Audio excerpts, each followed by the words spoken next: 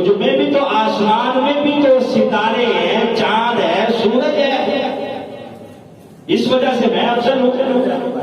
سورج، چاند اور ستارے روشنی پھیلاتے ہیں تو تجھ تک روشنی پہنچتی ہے، میں افضل ہوں۔ زمین پھر دلائل دینے لگی کہ نہیں نہیں میں افضل ہوں، مجھ سے کھیتیاں اگتی ہیں، باغات نکلتے ہیں، مجھ میں لوگ جو ہے وہ اپنے گھر بناتے ہیں، محلات بناتے ہیں، جب مر جاتے ہیں تو میں ہی انہیں اپنے اندر بنا دیتی ہوں، اس لیے میں افضل ہوں۔ آسمان پھر دلائل دینے لگا کہ نہیں تو افضل نہیں، میں افضل ہوں۔ امام راضی نے اور ترۃ الناصرین کے مصنف نے اور دیگر کتب کے اندر یہ بات موجود ہے کہ جھگڑا ہوتا رہا، آخر کار زمین نے کہا کہ سن ٹھیک ہے، تجھ میں چاند ہے، سورج ہے، ستارے ہیں، تو بلند ہے، تو بڑی شان والا ہے، لیکن سن نبی آخر الزمان صلی اللہ علیہ وسلم کا شہر مجھ پر ہے، اور وہیں پر زمین پر ہی نبی آخر الزمان کی شریعت ہوگی، اور یہیں سے شریعت پھیلے گی، اور سرکار آخری نبی بن کے مجھ میں ہی تشریف لائیں گے، مجھ میں تشریف لائیں گے۔ تو بلند ہے تو اس لیے تو افضل نہیں، افضل وہ ہوتے ہیں جن میں افضل موجود ہوتا ہے۔ مجھ میں سرکار آئیں گے اس لیے میری شان زیادہ ہے۔ تو اعلیٰ حضرت نے کیا لکھا کہ خم ہو گئی پشت فلک اس تان زمین سے، سن ہم پہ مدینہ ہے یہ رتبہ ہے ہمارا۔ زمین نے جب یہ تانا دیا تو خم ہو گئی پشت فلک۔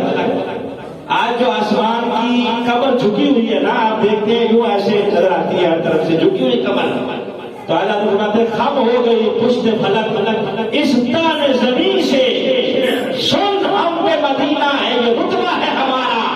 ہمارے اوپر نبی پاک صلی اللہ علیہ وسلم کا شہر مدینہ ہے، سرکار کی شریعت ہمارے اوپر نافذ ہوگی، نبی پاک نبی آخر الزمان بن کے تاجدار ختم نبوت بن کے مجھ میں تشریف لائیں گے، اس لیے میں افضل ہوں۔ جب زمین نے یہ کہا تو کتب کے اندر آتا ہے آسمان نے کیا کہا، سکانت عجزت، آسمان ساکن ہو گیا اور جواب دینے سے عاجز آ گیا۔ یہ بات تو تیری ماننی پڑے گی بھی واقعی، یہ بات تو تیری ماننی پڑے گی، معبود تو تجھ پر ہی ہے۔ اس وقت آسمان نے اللہ کی بارگاہ میں التجا کی کہ یا اللہ تو ہی ہے جو دکھیوں کا آسرا ہے، تو ہی ہے جو دعائیں قبول کرنے والا ہے۔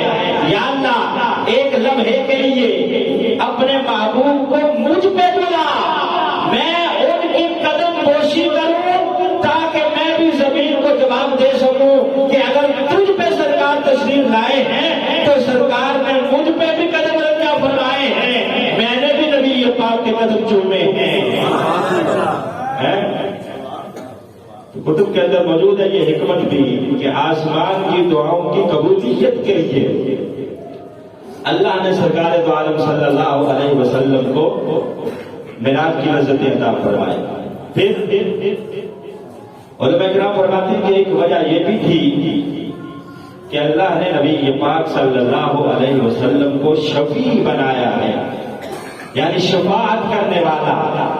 قیامت کا دن ہوگا سرکار شفاعت فرمائیں گے، اس لیے اللہ نے معراج کروائی تاکہ نبی پاک کو ان کا مقام شفاعت دکھا دیا جائے، کیونکہ قیامت کا دن ہوگا ہر بندہ نفس نفسی کے عالم میں ہوگا، جہاں تک کہ انبیاء بھی اذهبوا الى غیری اذهبوا الى غیری کہہ رہے ہوں گے کہ ہمارے پاس نہ ہو، کسی اور کے پاس جاؤ، اذهبوا الى غیری، نفس نفسی کا عالم ہوگا۔ انبیاء بھی آگے مخلوق کو بھیج رہے ہوں گے تو نبی پاک وہاں مطمئن ہو کر اپنے مقام شفاعت پر جلوہ گر ہو کر اپنے گناہگاروں کی شفاعت کر رہے ہوں گے۔ اس لیے اللہ رب العزت نے آپ کو مقام شفاعت دکھا دیا، جنت کے درجات دکھا دیے، جہنم کے طبقات دکھا دیے، عذاب علیم اور دیگر جو چیزیں تھیں وہ سب چیزیں دکھا کر نبی پاک کو مطمئن کر دیا کہ محبوب حشر کے مجمع میں جب مخلوق پریشان ہوگی تو آپ کو پریشانی نہیں ہوگی، کیونکہ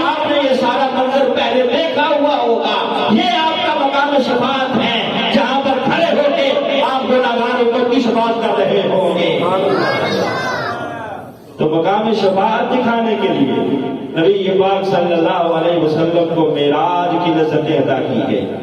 تو یہ حکمتیں تھیں چند جو میں نے آپ کے گوش گزار کی ہیں. اب دیکھیں کہ معراج ہوا کب کروایا گیا. اس میں 3 قسم کے اقوال کتب کے اندر موجود ہیں کہ سرکار کی عمر مبارک 51 سال تھی، 52 سال یا 53 سال. لیکن دن کے حوالے سے سب مطمئن ہیں تاریخ کے حوالے سے کہ 27 رجب المرجب کی تاریخ تھی اور پیر شریف کا دن تھا. سبحان اللہ. پیر شریف کا دن تھا، 27 رجب المرجب کی شب تھی جب نبی پاک صلی اللہ علیہ وسلم نے معراج کیا. لیکن یہ اس بات میں اختلاف ہے کہ 51 سال عمر تھی، 52 کا 53، لیکن جو اکثر علماء کرام اس طرف گئے ہیں کہ سرکار کی عمر مبارک 51 سال 4 مہینے 19 دن تھی. اعلان نبوت کا 12واں سال تھا. یوں کہیے کہ جب آپ نے طائف کی طرف سفر کیا نا، سفر طائف کے بعد جب آپ نے ہجرت مدینہ کی تو یہ 3 سال کا عرصہ بنتا ہے درمیان کا. ان 3 سالوں کے اندر طائف کے بعد سے لے کر سفر ہجرت کی طرف جانے سے پہلے یہ 3 سال کا عرصہ بنتا ہے. انہی 3 سالوں میں سے کسی سال اللہ رب العزت نے اپنے محبوب کو معراج کی لذت عطا فرمائی. اب یہ معراج نبی پاک صلی اللہ علیہ وسلم نے جو کیا، یہ کہاں سے کہاں تک قرآن نے واضح کر دیا ہے کہ مسجد حرام سے لے کے مسجد اقصی تک یہ نبی پاک صلی اللہ علیہ وسلم کا زمینی سفر ہے. پھر مسجد اقصی سے سدرۃ المنتہا تک یہ سرکار دو عالم صلی اللہ علیہ وسلم کا آسمانی سفر ہے.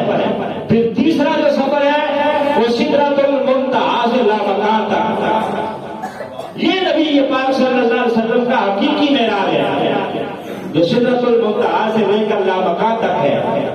3 حصوں میں سے تقسیم کیوں کیا گیا؟ علماء کرام فرماتے ہیں کہ نبی پاک صلی اللہ علیہ وسلم کی زندگی اور سرکار کے جسم مبارک کی بھی 3 جہتیں ہیں. ایک ہے بشریت مصطفیٰ، ایک ہے نورانیت مصطفیٰ اور ایک ہے حقیقت مصطفیٰ.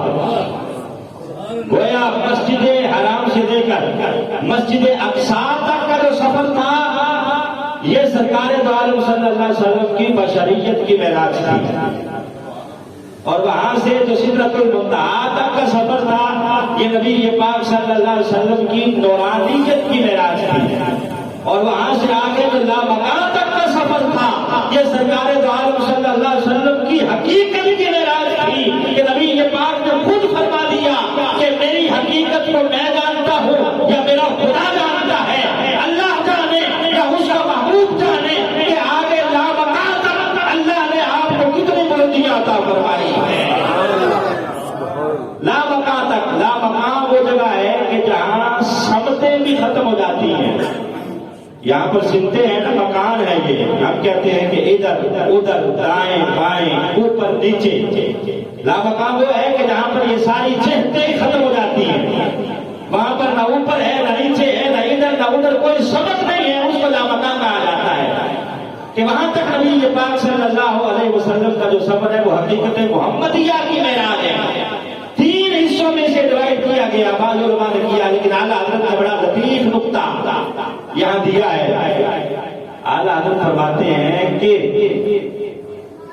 مسجد حرام سے لے کر مسجد اقصی تک جو نبی پاک صلی اللہ علیہ وسلم نے سفر کیا ہے یہ سرکار کا معراج نہیں ہے، مسجد حرام کا معراج ہے اور مسجد اقصی کا معراج ہے. نبی پاک صلی اللہ علیہ وسلم وہاں تشریف لے گئے ہیں.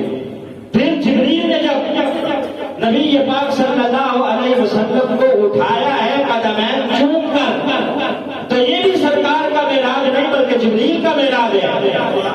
تیری معراج کے تو لوح قلم تک پہنچا اور میری معراج کے میں تیرے قدم تک پہنچا.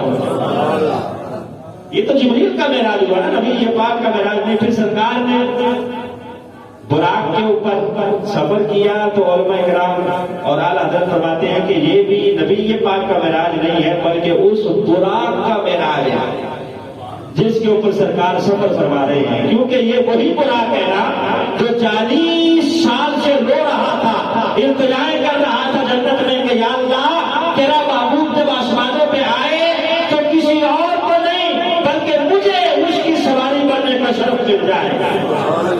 तो आज जब शरफ मिला है सवारी बनने का, सरकार ऊपर सवार हुए हैं, तो ये गोया नबी के पाक का मेराज नहीं है बल्कि बुराक का मेराज है। फिर सरकार जब मस्जिद अक्सा पहुंचे हैं, वहां नबी पाक ने सारे अंबिया को नमाज पढ़ाई है, तो ये भी सरकार का मेराज नहीं बल्कि उन नबियों का मेराज है कि उन्हें ये शरफ मिला है कि सरकार की इमामत में उन्होंने नमाज पढ़ी है और नबी पाक सल्लल्लाहु अलैहि वसल्लम ने उन्हें नमाज पढ़ाई है।